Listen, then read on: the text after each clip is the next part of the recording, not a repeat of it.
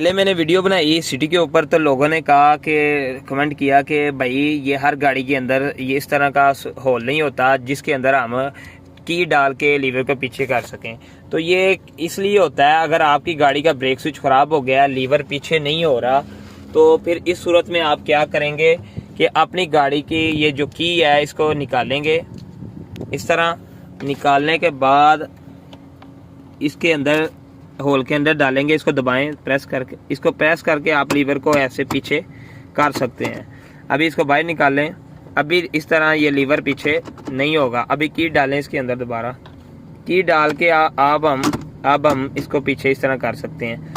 ये कंपनी ने इसके साथ एक्स्ट्रा होल दिया होता है। अगर आपकी गाड़ी का ब्रेक स्विच वगैरह ख़राब हो जाए या इसका पिस्टन जो अंदर से उसको प्रॉब्लम बन जाए, तो इस सूरत में आप इसके अंदर की डाल के लीवर को पीछे कर सकते हैं। आल Shiv auto care EFI electrician and car.